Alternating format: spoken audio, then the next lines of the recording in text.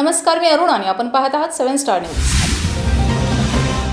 शाळगाव तालुका कडेगाव येथील औद्योगिक वसाहतीत सुरू असलेल्या केमिकल कंपनीचा बोंबाळेवाडी, शाळगाव तसेच परिसरातील ग्रामस्थांच्या आरोग्यास विषारी वायू प्रदूषणामुळे धोका निर्माण झालेला आहे। या कारणाने ग्रामस्थांनी सर्वपक्षीय बैठक घेऊन कंपनीमुळे ग्रामस्थांचे आरोग्य धोकादायक आहे, अशी कंपनी औद्योगिक क्षेत्रातून हटवली गेली पाहिजे। यासाठी ग्रामस्थांनी 26 जानेवारीपासून तहसीलदार कार्यालयासमोर उपोषणाचा निर्णय घेतला।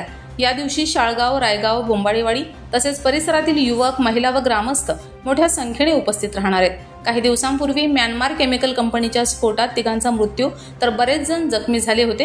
हा स्फोट विषारी वायू गळतीमुळे झाला होता। काही कर्तव्यदक्ष ग्रामस्थांच्या वारंवार सूचनेनंतर सुद्धा प्रशासनाने याकडे दुर्लक्ष केलं होतं। याचा परिणाम या परिसरातील सर्व ग्रामस्थांना भोगावा लागला। परंतु आता सर्व ग्रामस्थांनी एकजुटीने ठरवलं की ज्या कंपनीमुळे परिसरातील नागरिकांच्या आरोग्यास धोका आहे, अशा कंपनीचा MIDCतून हटकाव झाला पाहिजे।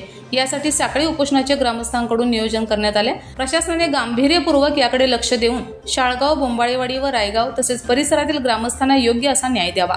Bureau report, 7 star news.